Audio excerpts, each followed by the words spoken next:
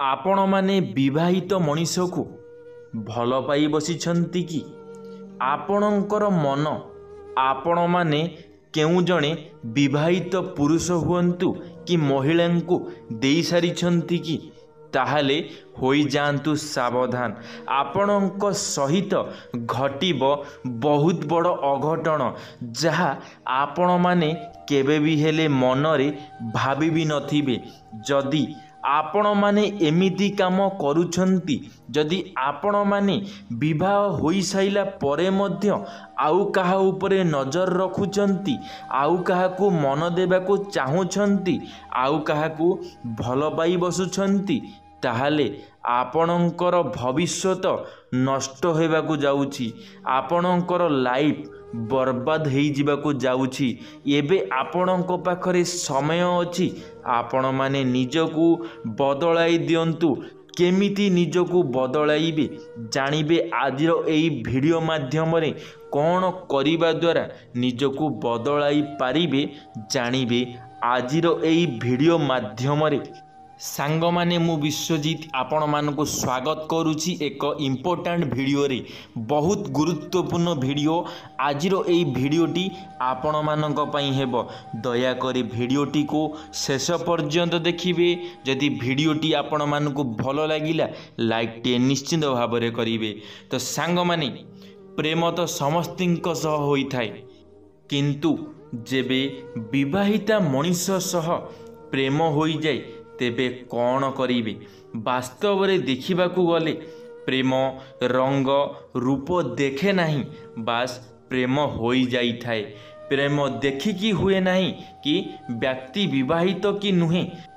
केबे केबे जहा आपणको हिसाब रे ठीक होई थाए ताहा दुनिया आगरे भूल होई जाई थाए। सांग माने आमे जहा भाबी थाउ ताहा सबुबले ठीक हेबो एहार किछि ग्यारंटी न थाए।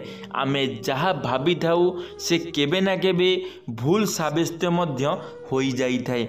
सेथि पई आमकु सावधान रहिबा निहाती आवश्यक होई थाए। आजि मु आपणଙ୍କୁ कहिबी, जदि आपणଙ୍କୁ विवाहित मनीष सह प्रेम होई जाइछि किंबा जदि आपण विवाहिता आउ अन्य काहा सह प्रेम होई जाइछि, तेबे सही क्षेत्र रे आपण कौन करिबा उचित हेबो। कौन कले आपणकर भविष्यत भल रहिबो, आपण आपणको भविष्यत रे खुशी रे रहिबे। सांग माने प्रथम रे हेउछि, जदि आपण बाहा होई सारिछंती किंतु स्वामींक सह खुशी नाहंती, होई पारे से आपणଙ୍କୁ भल पाइबा देउ नाहंती कि केयर करू नाहंती बा शांति मिलू नाही बा आपणଙ୍କ साथी आपणଙ୍କର साथ देउ नाही। आउ एही समय रे अन्य काहा सह प्रेम होई गले आपणଙ୍କୁ निजर विवाहिता जीवन को छाड़िबाकू हेबो। एभली संपर्क को सबुदिन पई शेष करिदेबा उचित होई थाए। सांग माने जदि आपणଙ୍କ सहित एही बड़ी घटना घटुची जहाकू आपण माने बाहा होइछंती, से आपणଙ୍କୁ पचारू नाही, आपणଙ୍କୁ भल पाइबा देउ नाही, आपणଙ୍କୁ केयर करू नाही, ताहाले एमिति संपर्क को जेते जल्दी पारुछंती आपण माने भांगी दियंतु। ए संपर्क को केबे भी हेले आगो को बढ़ाइबा पई चेष्टा भी करंतु नाही, कारण ए संपर्क खाली भल पाइबार नाटक करुछि। द्वितीय रे हेउछि, जदि आपण वैवाहिक जीवन रे खुशी अछंती, किछि समस्या नाही, किंतु आपणଙ୍କୁ आउ काहा सह प्रेम होई जाइछि आउ निजकू आपण रोकी पारु नाहंती, तेबे आपण जानतरे बा अजाणतरे बड़ भूल करी बसुछंती। एही क्षेत्र रे आपण निज सह निज साथी को मध्य धोखा देउछंती। आपणଙ୍କୁ बुझिबाकू हेबो काहाकू आपण धोखा देबार अधिकार नाही। जदि आपण निजर दाम्पत्य जीवन रे खुशी नाहंती, तेबे अलगा होई जांतु, किंतु जदि खुशी अछंती तेबे संपर्क ଖରାପ କରନ୍ତୁ ନାହିଁ। ସାଙ୍ଗମାନେ, ଆପଣମାନଙ୍କୁ ବୁଝିଯିବାର ଅଛି କି ଆପଣମାନେ ଆପଣଙ୍କର ବୈବାହିକ ଜୀବନରେ ଖୁସି ଅଛନ୍ତି କି ଦୁଃଖ ଅଛନ୍ତି। ଯଦି ଆପଣଙ୍କର ବୈବାହିକ ଜୀବନରେ ଆପଣ ଖୁସି ନାହାନ୍ତି, ତାହେଲେ ଆପଣମାନେ ସେ ବୈବାହିକ ଜୀବନକୁ କେବେ ବି ହେଲେ ଆଗକୁ ବଢ଼ାନ୍ତୁ ନାହିଁ। ଯେତେ ଜଲ୍ଦି ପାରୁଛନ୍ତି ଦୂରେଇ ଯାଆନ୍ତୁ। ତୃତୀୟରେ ହେଉଛି, ଯଦି ଆପଣ ବିବାହିତ ବ୍ୟକ୍ତିଙ୍କୁ ଭଲ ପାଉଛନ୍ତି କିମ୍ବା ଆପଣ ନିଜେ ବିବାହିତ ହୋଇ ଅନ୍ୟ କୌଣସି ବ୍ୟକ୍ତିକୁ ଭଲ ପାଉଛନ୍ତି, ତେବେ ଆପଣଙ୍କୁ ମିଳିବ କ'ଣ? ଏଥିରେ ଆପଣଙ୍କୁ କେବଳ ଟାଇମ୍ ପାସ୍, ଶାନ୍ତି ମିଳିବ, ଆଉ କିଛି ବି ନାହିଁ। ସେ ବ୍ୟକ୍ତି ଆପଣଙ୍କୁ କେବେ ବି ଗ୍ରହଣ କରିବେ ନାହିଁ। ସେ ଆପଣଙ୍କୁ କେବେ ପରିବାରରେ ସ୍ଥାନ ଦେଇପାରିବେ ନାହିଁ। ଆପଣ ଯାହାକୁ ଭଲ ପାଉଛନ୍ତି ସେ ଆପଣଙ୍କୁ କି ଆପଣଙ୍କ ଛୁଆକୁ କେବେ ଗ୍ରହଣ କରିବେ ନାହିଁ। ସେଭଳି ବ୍ୟକ୍ତି ଆପଣଙ୍କର ଫାଇଦା ଉଠେଇବେ। ତେଣୁ ଏଭଳି ସମ୍ପର୍କଠାରୁ ଦୂରେଇ ରୁହନ୍ତୁ, ଆଉ ସବୁଦିନ ପାଇଁ ଶେଷ କରିଦିଅନ୍ତୁ।